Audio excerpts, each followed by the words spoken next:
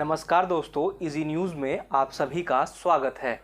तो फिर से एक बार दिल्ली में झाड़ू का जादू चल गया है। यानी कि हम बात आज एमसीडी इलेक्शन की करने जा रहे हैं।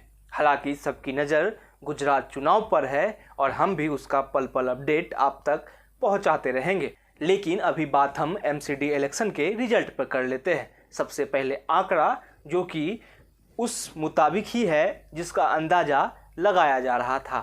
अरविंद केजरीवाल की पार्टी यानी कि आम आदमी पार्टी को 250 सीट वाली एमसीडी में 134 सीट मिला है और बीजेपी को 104 सीटों से ही संतोष करना पड़ा। मतलब कि एमसीडी में 15 साल से जो अब तक बीजेपी का एक छत्रराज था, अब उसका खात्मा हो गया है। वहाँ पर भी अब अरविंद केजरीवाल की आम आदमी पार्टी बहुमत के साथ सामने आई है। आखिर ऐसा हुआ क्यों?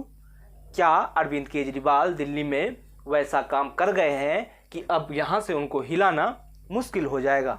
क्या अरविंद केजरीवाल दिल्ली के लिए फिर से एक बार शीला दीक्षित साबित होंगे? क्योंकि जब कांग्रेस की मुख्यमंत्री शीला दीक्षित दिल्ली की मुख्यमंत्री थी, उस समय ये बताया जाता था कि उनको दिल्ली से हटाना शायद ही मुमकिन हो। लेकिन शीला दीक्षित हटी और फिर अरविंद केजरीवाल का उदय हुआ।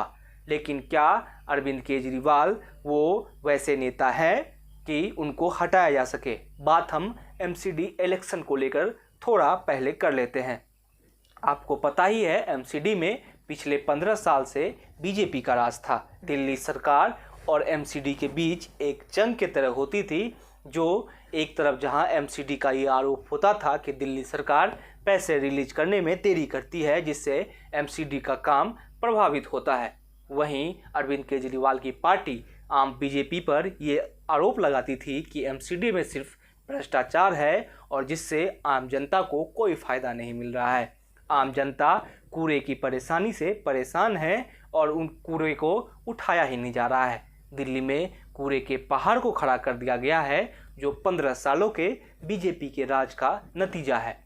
अगर आप रिजल्ट को देखें तो ऐसा नज़र आता है कि जो चीज़ अरविंद केजरीवाल लोगों के बीच में पहुंचाना चाहते थे, वो उसे पहुंचाने में सफल रहे। इसलिए वो बहुमत के आंकड़े को तो पार कर गए। अब क्या इसमें बीजेपी को नुकसान हुआ है?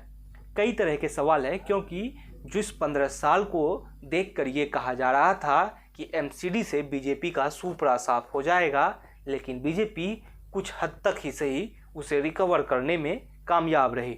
104 सीट कम नहीं है, क्योंकि ये केजरीवाल के लिए भी परेशानी का सबब है।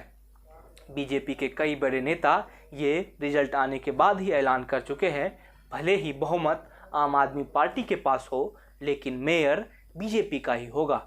अब आपको बता दें कि एमसीडी में मेयर का पावर सबसे ज़्यादा होता है और जिसका मेयर होता है उसी के हाथों में लगभग सारी चीज़ें होती है।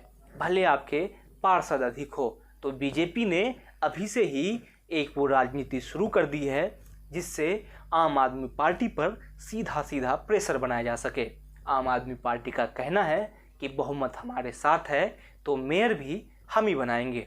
मेयर के चुनावों में क्रॉस वोटिंग का काफ़ी खेल होता है और सबका अंदाज़ा यही है, बीजेपी 104 सीट लाकर तो चुप नहीं ही बैठेगी। लेकिन क्या बीजेपी ये कभी बैठकर सोचेगी कि आखिर 15 साल के बाद जनता ने उसे समेट क्यों दिया? क्या पिछले 5 सालों में कुछ काम हुआ था? अगर आप दिल्ली में रहते हैं, अगर आप दिल्ली को समझते हैं, तो आपको समझ में आया होगा कि 2017 से 2022 के इस कार्यकाल में दिल्ली नगर निगम में कुछ भी काम नहीं हुआ था। कूड़े आपको दिल्ली में हर जगह दिख जाएंगे। समय पर कूड़ा नहीं उठाया जाता है और दिल्ली के आसपास के क्षेत्रों में कूड़े का पहाड़ है, क्योंकि एमसीडी के चुनाव में कूड़ा एक बहुत बड़ा मुद्दा बना था और केजरीवाल की पार्टी ने इसे भुनाया भी अच्छी तरीके से है। बीजेपी के लिए सोचने का वक्त है कि क्या जिस तरह से एमसीडी में इन 5 सालों में भ्रष्टाचार हुआ, क्या केजरीवाल को वो एक जीवनदान की तरह है?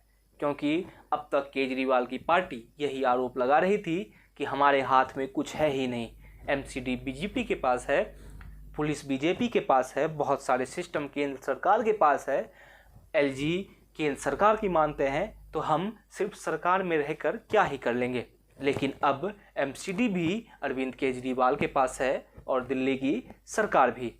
अब देखना ये होगा कि दिल्ली सरकार के साथ साथ एमसीडी हाथ में आने पर अरविंद केजरीवाल दिल्ली को कितना साफ करते हैं। अब एमसीडी की लड़ाई मेयर पर आ चुकी है। अब देखना ये होगा कि मेयर किसके हाथों में जाता है, और जिसके हाथ में मेयर होगा एमसीडी का प्रधान भी वही होगा। ये वीडियो आपको कैसा लगा हमें ज़रूर बताइएगा। साथ ही साथ इस वीडियो को लाइक और शेयर करना ना भूलें और जाते जाते इस चैनल को सब्सक्राइब कर लें।